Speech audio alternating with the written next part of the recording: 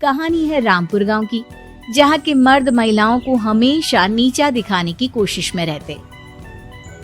अरे अभी तक खाना नहीं आया, क्या मुझे एक और शादी करने की जरूरत है? नहीं जी नहीं, ऐसा मत करना, वरना मैं कहाँ जाऊंगी। खाना लेकर मैं अभी आई जी। गांव की पंचायत में भी फैसले हमेशा औरतों के खिलाफ ही रहते।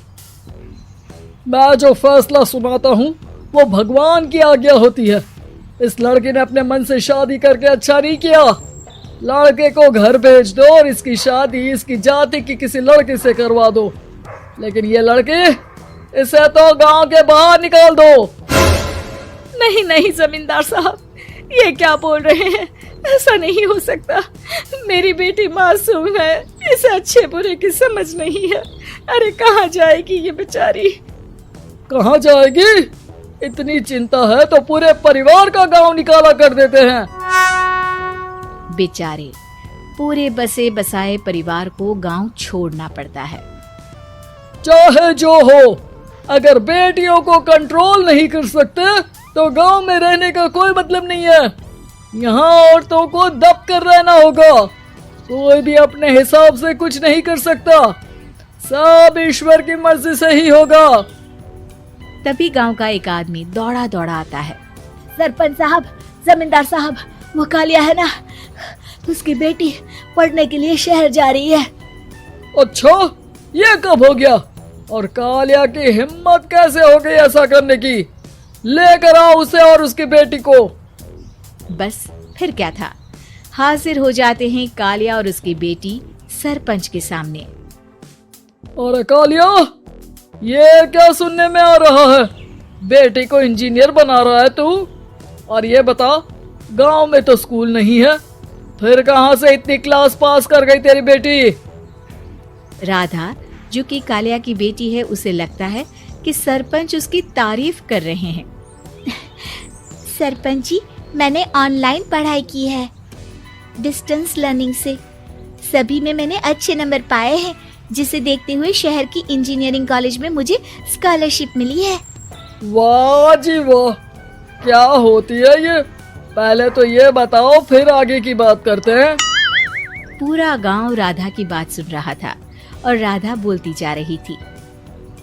तो ऐसे मैं फ्री में एक अच्छी शिक्षा लेकर गांव में जो कुछ परेशानियां हैं, जैसे बिजली, पानी और इंटरनेट जैसी समस्याओं के लिए काम करूंगी। मैं गांव को शहर से जोड़ने के लिए पुल का निर्माण करवाने का प्रस्ताव रखूंगी। मुझे पूरी उम्मीद है कि जल्द ही हमारा गांव भी तरक्की की राह पर चल पड़ेगा। राधा की बात सुनकर सारे गांव वाले ताली बजाने लगते हैं। सरपंच को समझ नहीं आता कि वो क्या करे। चुप रह नादान लड़की, गांव के खिलाफ जाने के लिए तुझे गांव से बेदखल कर दिया जाएगा, वो भी पूरे परिवार के साथ। और हाँ, अगर ठीक से गांव में रहना चाहती है तो ये पढ़ाई लिखाई छोड़ दे। हम तेरे लिए गांव का कोई होनहार लड़का देखेंगे। तभी गांव का एक आदमी बोल पड़ता है। अरे नहीं नहीं सरपंच जी, राधा बिटिया जो बता रही है, अगर वैसा हो जाए तो हम लोगों को पैसा कमाने के लिए बाहर नहीं जाना पड़ेगा। हाँ जी, और ना ही कोसों दूर पानी के लिए भटकना पड़ेगा। हमारे बच्चे भी अच्छी पढ़ाई कर सकेंगे और आगे बढ़ेंगे, ना कि हमारी तरह खेती करते बैठेंगे। क्यों गांव वालों, राधा बिटिया का साथ देना चाहिए ना। सरपंच देखता है कि गांव राधा के साथ है तो वो चुप हो जाता है। वो घर आकर अपने सलाहकार से बात करता है, जो बहुत ही चालाक किस्म का इंसान होता है। अरे सरपंच साहब, आपको बहुत ही होशियारी से काम लेना पड़ेगा। एक बार गांव तरक्की कर गया, यहाँ के बालक पढ़ लिए तो कोई ना पूछेगा आपको। और फिर ये जो बेटा और बेटी है ना आपके, इनको भी आम लोगों की तरह ही जीवन जीना होगा। हाँ, लेकिन करे तो क्या करे? वो ना आप मुझ पर छोड़ दीजिए, बस मैं जैसा बोलूं करते जाइए। अगले रोज सुबह जब गांव वाले सोकर उठते हैं तो राधा के घर के बाहर और साथ ही वो लोग जिन्होंने राधा का सपोर्ट किया था, उनके घर के आगे लाल रंग से कल आऊंगी लिखा होता है। कल आऊंगी, ये क्या होता है?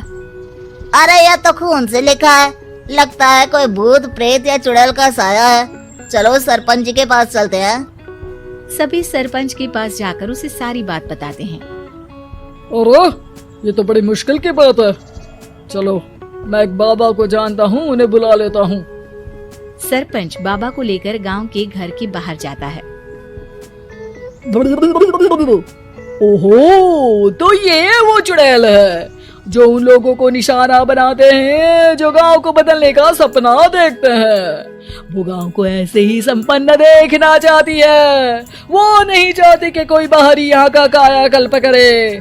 क्या तुम लोगों में से किसी ने गांव को बदलने की सोच रखी है? तभी राधा की माँ रोते रोते आती है। मेरी राधा घर से गायब हो गई है। अरे कोई तो बचाओ, मेरी बच्ची कहाँ गई?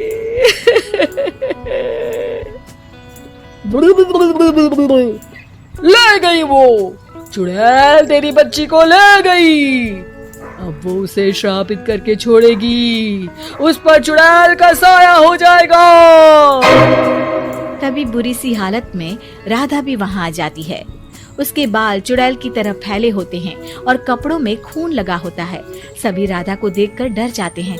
माँ, पता नहीं मुझे कौन उठा कर ले गया था। अरे दूर हो जा चुड़ैल, अब हम लोग इस गांव में नहीं रुकेंगे। अरे कैसी बातें कर रहे हैं आप? कल तो आप मेरे भरोसे गांव का हुलिया बदलने, अपने बच्चों को पढ़ाने और तरक्की उन्नति की बात कर रहे थे, तो आज क्या हो गया आपको? ये फिर तुम लोगों को बहकाएगी। ये चुड़ैल गांव में आ चुकी है, ऐसे ही ये तुम्हारे घर के बच्चों को भी ले जाएगी। गांव वाले राधा को गांव से बाहर निकाल देते हैं। उसके माँ बाप रोते रहते हैं, लेकिन गांव वाले नहीं मानते। मैं भी अपनी बहन के साथ गांव के बाहर रहूंगा, लेकिन वो पढ़ाई नहीं छोड़ेगी। वहीं सरपंच के घर पर सलाहकार कहता है।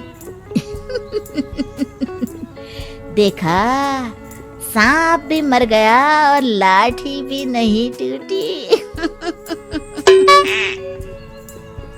लेकिन अगले ही दिन सरपंच के घर के बाहर भी वही शब्द लिखे होते हैं और फिर सरपंच की बीवी कहती है, हमारी बेटी को किसी ने अगवा कर लिया है। तभी राधा का भाई वहाँ आ जाता है। अरे गांव वालों, मैंने सरपंच जी की बेटी को देखा था। वो चुड़ैल उसे उठाकर ले जा रही थी।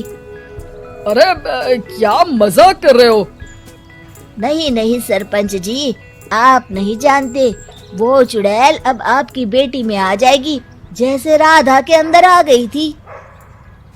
तभी सरपंच की बेटी वैसी ही हालत में वहाँ आती है जैसे राधा आई थी। पापा, पता नहीं कैसे मैं गायब हो गई थी। चुड़ैल, इसके अंदर भी चुड़ैल का साया है, मारो इसे। अरे नहीं नहीं, इसे भी राधा के पास गांव के बाहर ही भेज दो। अरे चुप रहो, मेरी बेटी कहीं नहीं जाएगी और चुड़ैल बुड़ैल कुछ नहीं होता है। अरे कैसे बात कर रहे हो सरपंच जी? आप तो बोल रहे थे कि आपका फैसला भगवान का ज्ञान होता है, तो अपने पर बात आई तो अब आप ऐसे बोल रहे हैं। अरे ना ना ना, आपको अपनी बेटी को त्यागना ही होगा। अरे बुलाओ बाबा को। राधा का भाई बाबा को ले आता है, जिसे अब गांव वालों के डर के कारण सच बोलना पड़ता है। मैं कोई बाबा नहीं हूँ, मैं तो मोची था। ये सलाहकार महोदय ने मुझे कहा था एक्टिंग करने को।